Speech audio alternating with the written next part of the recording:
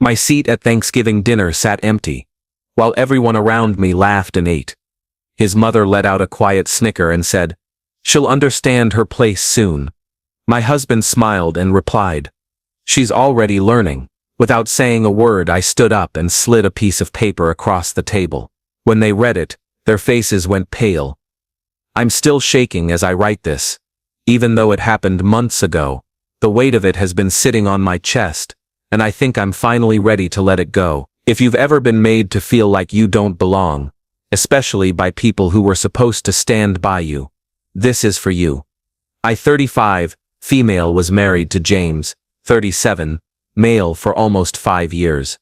We met in Chicago, dated for 3, got married, and moved to the suburbs. Life wasn't perfect, but I believed it was stable. We had a mortgage, a routine, and friends we saw on weekends. From the outside, people probably thought we were a well-oiled machine, but we weren't, and his mother was the first sign of the cracks. Margaret, his mom, late 60s, couldn't stand me. I don't use that word lightly. I felt it in every interaction from the very first day. She'd make little comments about me growing up in the city, about how I wasn't domestic enough, and about how James used to date a lovely girl who wanted a big family and made a fantastic pot roast. Spoiler, that lovely girl was Linda, his ex, who, as you'll soon find out, never really left the picture. James always told me to brush it off. She's old school, she doesn't mean anything by it. Don't start drama. So I let it go, 1,000 times. I swallowed the disrespect because I loved James, and I believed she wasn't part of our marriage. Turns out I was wrong about that too. Thanksgiving had always been a big deal in his family. Huge dinner, extended relatives flying in, the full picture perfect scene. Last year, Margaret insisted on hosting. She said she wanted to bring back tradition, whatever that was supposed to mean. I offered to bring my homemade apple pie and stuffing, which, not to brag, usually gets a lot of compliments. She told me, "Don't bother, dear, we'll have plenty." Weird, but I didn't argue. On the day of the dinner, James left early to help set up. I drove myself over, carrying the pie I baked anyway. The moment I stepped into the dining room, I knew something was off. The table was set for 12 plates, 12 chairs, and every place card was there, except for mine. I stood there holding that pie like a fool, while everyone was already seated, or walking around with drinks. Nobody looked surprised. Margaret gave me a tight smile and loud enough for the whole room to hear, said, "Oh, I guess we forgot someone." And then the real kicker, she turned to her sister, wearing the most smug little grin, and added, "She'll understand her place soon." James, who was pouring wine for someone nearby, didn't even flinch. He smirked and said, "She's already learning." They all laughed, and me, I just stood there, heart pounding, face burning. I didn't cry, not there, not. What nobody at that table knew was that I had been preparing for this moment for months. Let me rewind. 6 months before that dinner, I found out James had been unfaithful, not just a one-time mistake, a full-blown affair. And yes, it was that Linda, the same ex his mother never stopped praising. They had reconnected at some networking event, and one thing led to another. I found messages, hotel receipts, texts that would make your stomach turn, and no, I didn't confront him right away. Instead, I got smart. I contacted a lawyer, started gathering evidence, and even hired a private investigator. Every late night at the office, every weekend trip to help his brother, I documented it all. The private investigator gathered photos, messages, even audio recordings one night from outside a hotel room. The evidence was solid, no room for doubt. I also found out that James and Linda had been planning to quietly remove me from the picture after the holidays, whatever removing meant. Margaret apparently knew the entire time, and couldn't have been happier about it. To her, I was just an obstacle. So I waited. I endured the lies, the manipulation, the cold silences. I smiled. I pretended I didn't know. I even told James how excited I was for Thanksgiving. Then I printed everything. The divorce papers, the photos, the messages, the timeline of the affair, every excuse he ever gave for late nights at work, the receipts, all of it. I placed it in a manila folder, and slipped it into my purse before I left for dinner. So there I was, no seat at the table, laughed at like I didn't belong, humiliated in front of people who had smiled to my face for years. I walked slowly up to the table, reached into my purse, and without saying a word, placed the folder right in front of James and opened it, wide, like a menu. Then I stepped back. At first he looked confused, then pale. His hand trembled slightly, as he flipped through the pages, one, then another, and another. His smile disappeared. Margaret leaned over to get a look, and the smug little grin she wore so proudly, it vanished. What is this?" she mumbled. James said nothing. Complete silence. Finally, I looked at both of them and calmly said, "You told me I'd learn my place. I have. I'm not your doormat, not your audience, and definitely not your backup plan." Then I turned around, walked out, got into my car, drove home, sat on the couch in my quiet, empty house, and stared at the wall. I didn't cry. I wasn't even angry. I was free. The divorce isn't finalized yet. That part is still in motion. There's more to this story, and a lot has happened since. But that moment, that was the turning point. And if you're reading this, if you've ever been made to feel like an afterthought, just know this. You're not crazy. You're not overreacting. And you don't have to stay silent just to keep the peace. Sometimes, burning the illusion is the only way to save yourself. The morning after Thanksgiving, I woke up to 27 missed calls. 10 from James, 4 from his mother, and the rest scattered across his family, his cousin, his aunt, even his sister, who hadn't said more than 5 words to me in the past 3 years. Every voicemail was the same cycle. Some were crying, some yelling, some begging. A few tried guilt, and some even skipped straight to threats. I didn't answer a single one. Instead, that morning, I called my lawyer. I officially filed the divorce papers I'd printed weeks before. I handed over all the evidence. The lawyer flipped through the folder for about 5 minutes before looking up and saying, "This is a done deal." But the calm didn't last. 3 days later, James showed up at my door. He looked completely worn down, dark circles under his eyes, wrinkled clothes, his hair I didn't let him inside. I stood there, arms crossed, waiting. "I made a mistake," he started. I couldn't help it. I laughed. "No," I said. I looked him straight in the eye and said, "You made plenty of mistakes. Want me to list?" He ran his hands through his hair, clearly unraveling. "She wasn't supposed to tell my mom. Linda wasn't supposed to do that. It wasn't part of the plan." I stood there, stunned. That's what he was upset about. Not the betrayal, not the lies, but the fact that Linda had gone off script. "So you were planning my removal like it was some kind of corporate layoff," I said quietly. "And now you're upset because your affair partner didn't stick to the plan." And believe it or not, he actually got defensive. "You don't understand," he mumbled. "My mom was pressuring me. Linda was just what?" I cut him off. "Filling in while you kept your image intact, making sure I cooked, cleaned, and smiled for family gatherings while you snuck around behind my back." He had no reply. And then, as if it were the most reasonable thing in the world, he said, "I want to fix this. Let's try therapy." I couldn't help it. I laughed. "You want me to go to therapy with you, after you humiliated me in front of your family, gaslit me for a year and cheated on me with your ex?" He nodded. "Serious. I still love you," he said. Those words used to mean everything. Now they felt toxic. I said nothing. I closed the door. Days went by in silence. Then came the next twist. I got served. "Yes, you read that right," he tried to counter-claim. I was damaging his reputation. Said I had publicly humiliated him and caused emotional distress.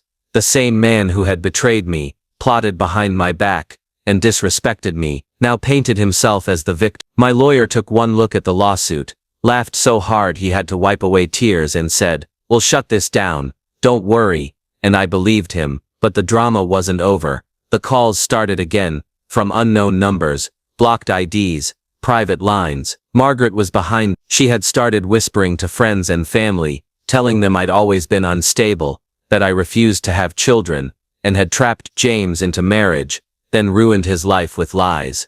And here's the wildest part. Some people believed her. People I'd cooked for, babysat for, sent holiday cards to, suddenly stopped talking to me. First, the quiet unfollowing on social media, then complete silence. But I wasn't completely alone. One night, James's best friend Malik called me. "You're not crazy," he said. Malik confessed that he'd known everything, the affair, the setup, and couldn't stay quiet any longer. They laughed about it. Sarah, he said, James told us you'd break down easy, that you'd probably cry and beg to They thought if they humiliated you enough you'd leave, so they wouldn't have to deal with the legal side of things. I hadn't even realized I was crying until I felt the tears hit my hands. You deserve better than all of them, Malik added. I thanked him. I meant it, but it wasn't over. Not yet. A week later, I got a message from someone I never thought I'd hear from, Linda, the woman he'd cheated on me with, his mother's favorite, the woman I'd only ever seen in pictures or call logs. Her message was simple. Can we talk? I stared at it for 10 full minutes. My heart raced. My brain screamed, no, but something deep in my gut told me to say yes. So I typed back, fine, 1 coffee, public place. What she told me at that coffee shop changed everything. We met at a small cafe near Lincoln Park, middle of the afternoon, busy, neutral. Linda arrived looking more like she was heading to a job interview than a confrontation. Crisp blouse, neat ponytail, almost no makeup, but what really caught me off guard was how nervous she looked. I'd expected her to be smug, cold, maybe fake sweet, but she looked like she hadn't slept in days. She sat down across from me, didn't even order anything, just stared at her hands for a long moment, then quietly said, I know I'm the last person you want to see. I didn't disagree. I didn't know, she continued, her voice rushing. Not at first. That made me raise an eyebrow. He told me you two were already separated, she said. He told me the papers were filed and that you were the one dragging your feet. He said you were distant, cold, and didn't care anymore.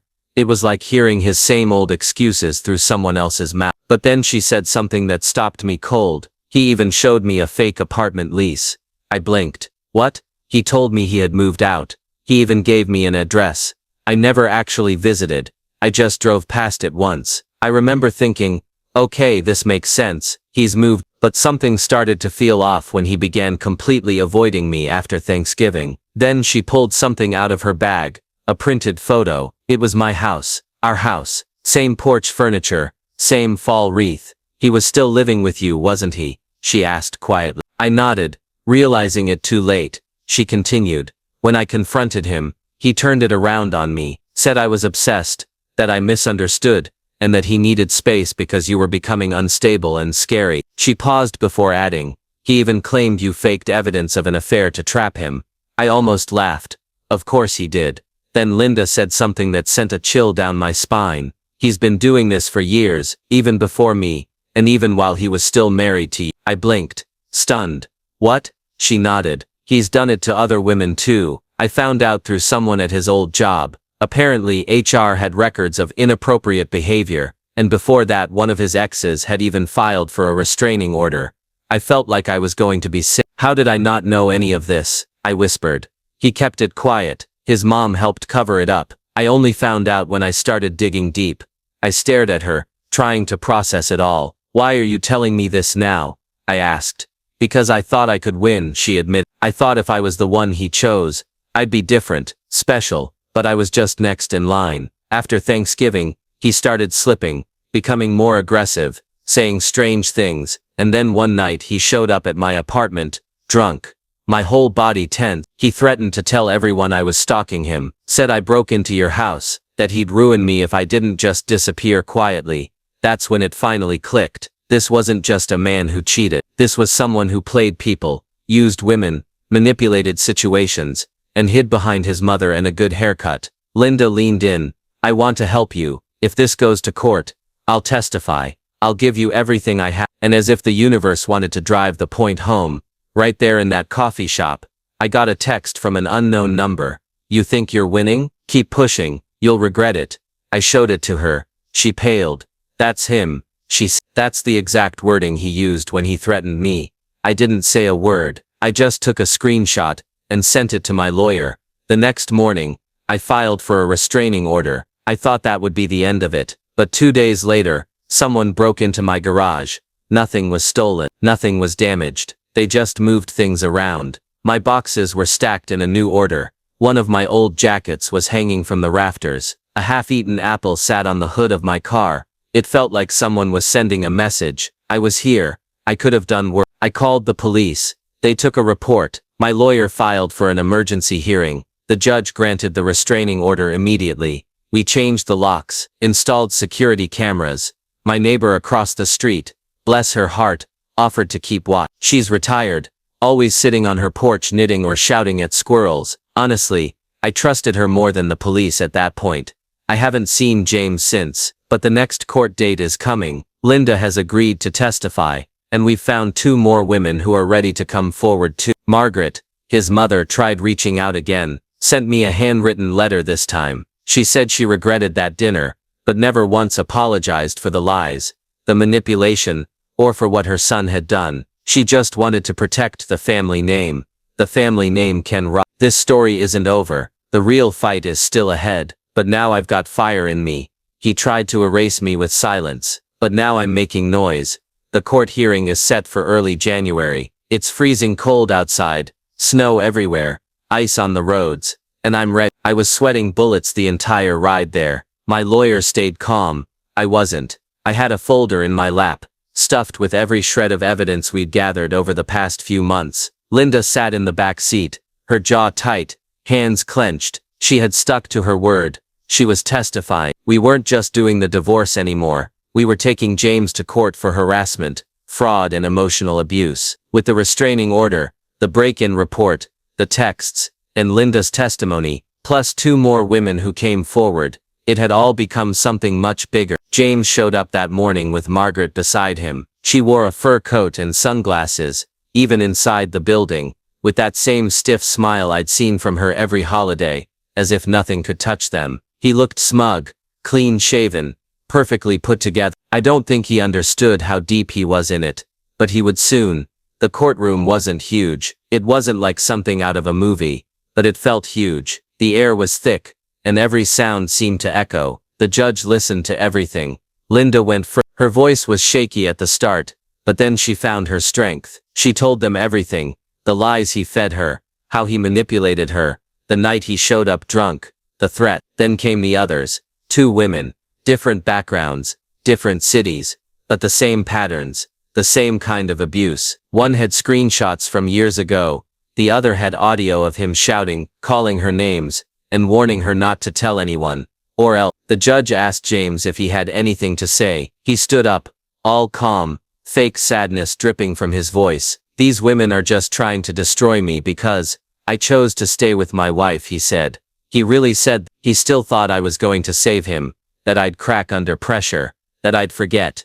Then it was my turn. I didn't yell. I told the judge everything, what happened on Thanksgiving, how I'd been treated for years, how he plotted behind my back while smiling to my face, how he tried to turn his family against me, how he gaslit me, lied to me, made me feel small. I told them about the garage break-in, the texts, the sleepless nights, and then I did something I hadn't planned. I turned to Margaret. You were part of this, I said. You let it happen. You helped him. You treated me like trash because you thought I'd never leave. And when I finally did, you still couldn't admit your part in it. Her face stayed blank, but her hands clenched. Maybe I made a mistake too, I added. Maybe I stayed too long. Maybe I let too much slide, but not anymore. Then I gave them the final piece.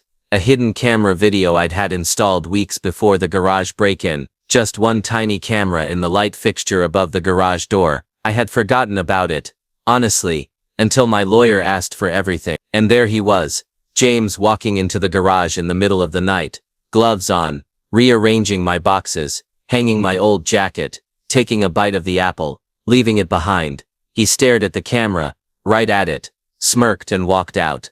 The judge leaned back, silent. James froze. Margaret gasped. The courtroom went completely still. The judge's ruling was swift. The restraining order was extended indefinitely. The divorce was finalized. James was to pay damages. Margaret was called out for her enabling behavior that contributed to the emotional distress of the plaintiff. It was brutal, and it was fair. Outside the courthouse, reporters were waiting. Apparently word had spread. James's job released a statement later that week. He was terminated immediately for violating ethical conduct policy. He lost his position, lost the house, lost every ounce of fake control he thought he had. Margaret, her reputation in the community crumbled. It turned out people had been whispering about her for years. Now they were shouting. As for me, I took a break from everything, Work, social media, people. I booked a solo trip to the mountains, rented a cabin, built fires, read books, slept like I hadn't slept in years. Linda and I still talk sometimes. We're not friends, but we respect each other now. We were both victims of the same man, just in different rooms of the same burning house. And that house, it's ashes now. Sometimes people ask me if I miss him or if I regret anything. I regret waiting. I regret not walking out the first time I felt small, but I don't regret the end, because when they left my seat empty, they thought they were removing me. But I wasn't removed. I rose, and when I walked away, I didn't just leave the table.